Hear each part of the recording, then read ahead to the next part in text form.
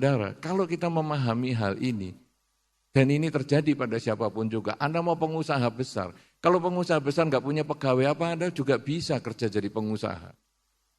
Ketika Anda jualan, Anda tokonya rame, kalau enggak ada orang beli apa Anda bisa jadi orang kaya. Ada satu pengusaha yang luar biasa sekali yang saya pernah kenal, yaitu pengusaha roti.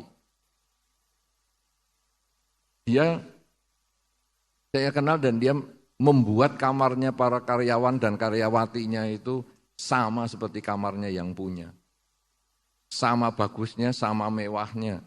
Cuman bedanya kalau yang punya itu satu kamar cuman suami istri, kalau itu satu hall isinya beberapa pegawai dengan keranjang susun. Tapi ada TV parabola, ada internet dan ada segalanya. Kemudian kalau kebetulan ada salah satu pegawai yang menikah, semua ini naik bis yang sama dengan bosnya untuk pergi ke pernikahan di desa. Saudara-saudara, saya tanya kepada bos itu, kenapa kamu menyediakan fasilitas seperti itu dan kenapa kamu kok sampai nganter para karyawan itu ke desa dengan naik bis yang sama, padahal kamu mobilnya mewah sekali. Dia mengatakan, saya ini pengusaha roti.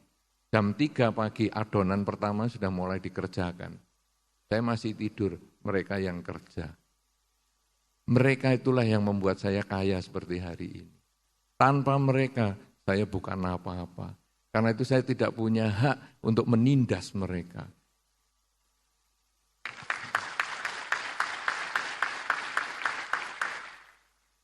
Mereka adalah mitra kerja saya. Karena itu ketika mereka ada yang menikah, saya akan datang ke tempat mereka dengan naik bis yang sama karena mereka adalah mitra saya.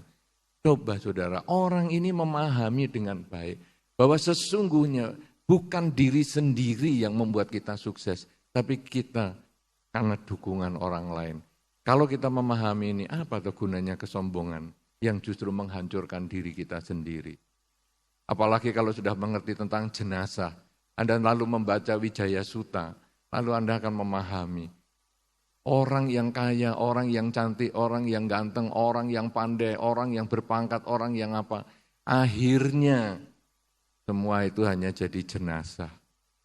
Kalau sudah akhirnya jadi jenazah, yang busuk, yang dimakan ulat, dimakan cacing, yang akhirnya juga hanya menjadi tengkorak, yang akhirnya juga lapuk, dan akhirnya menjadi serbuk. Apa yang mau disombongkan? Prestasi apa yang akan disombongkan? Karena semua itu hanya proses.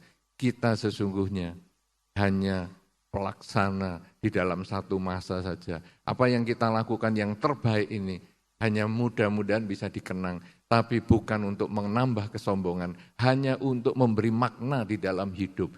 Sudahkah saya dilahirkan oleh orang tua saya itu bermanfaat? Apakah saya ini justru memalukan orang tua saya? Ketika saya menjadi biku, saya meminta izin kepada orang tua. Dan orang tua saya tidak sulit untuk melepas, saya hanya ngomong. Orang menjadi biku kan menjadi orang baik. Menjadi orang baik, kok ditangisi? Kalau saya menjadi penjahat, apa kamu lebih senang?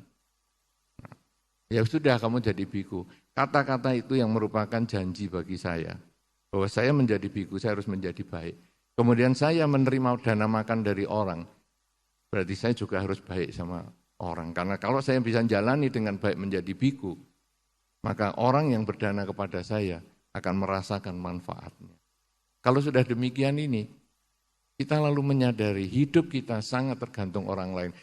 Contoh saya adalah sebagai biku, tapi siapapun di antara Anda, tadi juga Bante Teja sudah sampaikan, kita semua tergantung sama orang lain.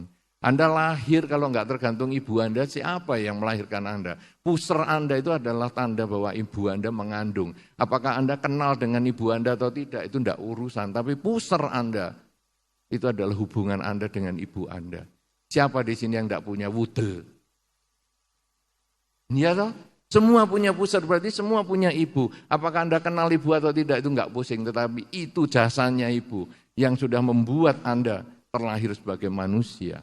Jasanya ibu dan bapak yang membuat Anda terlahir sebagai manusia dan mengenal dharma. Kalau sudah demikian, Itu mereka yang berjasa. Anda sekolah, ada gurunya.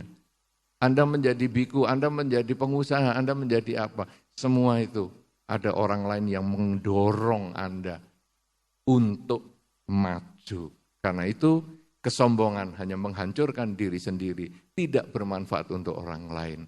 Berjuanglah terus, jadilah pelaku sejarah, tapi jangan pernah sombong, karena tidak ada manfaatnya dan itu tidak dibawa ke alam yang selanjutnya. Terima kasih.